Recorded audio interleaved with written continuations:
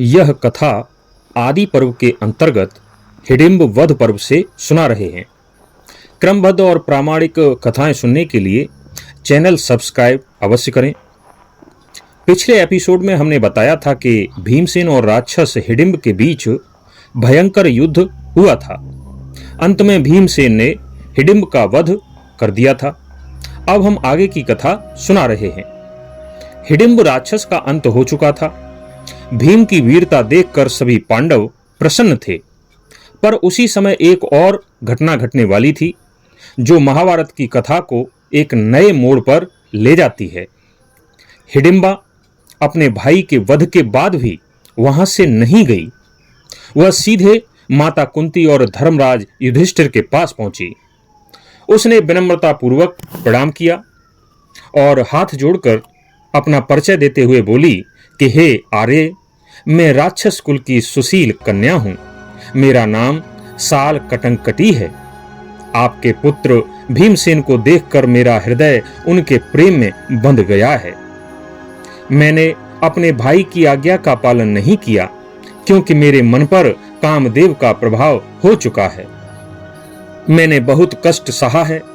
अब मेरे जीवन का एक ही उद्देश्य है, आपके पुत्र भीमसेन को अपना पति बनाना।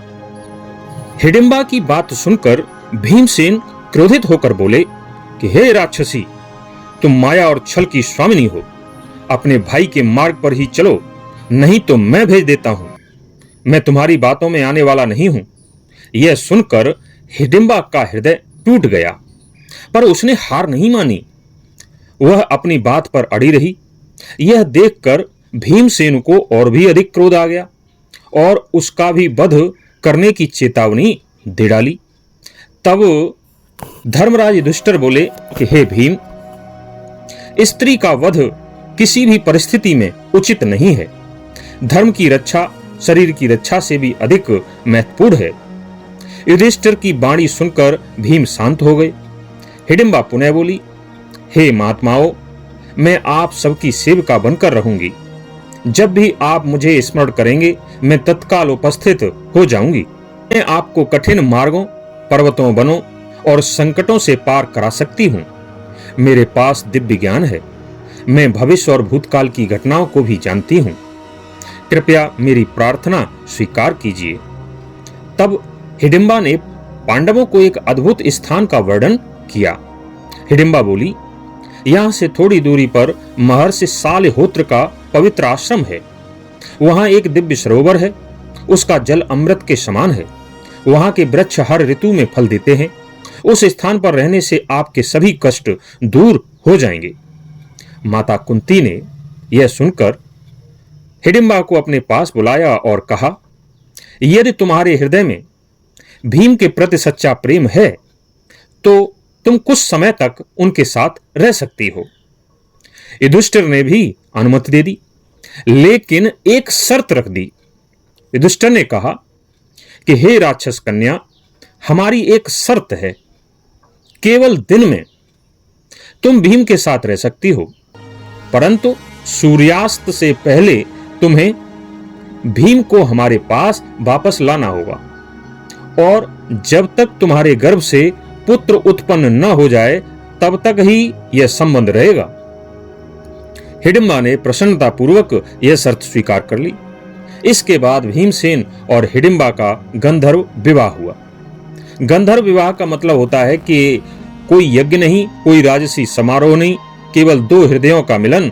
एक ओर कुरुवंश का महान वीर और दूसरी ओर राक्षस कुल की दिव्य सुंदरी हिडिंबा। भाग्य ने दोनों को एक सूत्र में बांध दिया। इसके बाद हिडिंबा अपने दिव्य रूप में भीमसेन को लेकर आकाश मार्ग से उड़ने लगी। दोनों हिमालय की चोटियों पर गए, पवित्र नदियों के तटों पर गए, घने वनों में घूमे, कमलों से भरे सरोवरों के किनारे समय बिताया, देवताओं के रमणीय स्थलों का दर्शन किया। कभी पर्वतों की गुफाओं में तो कभी सुगंधित वनों में। उनका जीवन मानो स्वर्ग बन गया था। कुछ समय बाद हिडिंबा गर्भवती हुई। राक्षस जाति की विशेषता थी कि उनके बालक बहुत शीघ्र बड़े हो जाते थे और फिर एक दिन एक तेजस्वी पुत्र का जन्म हुआ। उसकी आंखें विशाल थीं, उसका शरीर पर्वत के समान बलवान था, भुजाएं लंबी थीं, चेहरा विकराल था, पराक्रम तो अद्भुत था। उसके सिर पर बाल नहीं थे। तब हिडिंबा ने मुस्कुराकर कहा, इसके सिर पर बाल नहीं है और इसका मस्तक घट के समान गोल है, इसलिए इसका नाम घटोत्कच होना चाहिए, अर्थात चिकने घड़े के समान बाल रहित सरवाला। सबने उस बालक को आशीर्वाद दिया। सामान्य बालकों की तरह घटोत्कच वर्षों तक नहीं बढ़ा। राक्षस कुल का होने के कारण वह देखते ही देखते युवा हो गया। वह अत्यंत बलवान तो था ही, अस्त्र शस्त्रों का ज्ञाता भी था। अपने पिता भीमसेन के समान पराक्रमी दिखाई देता था।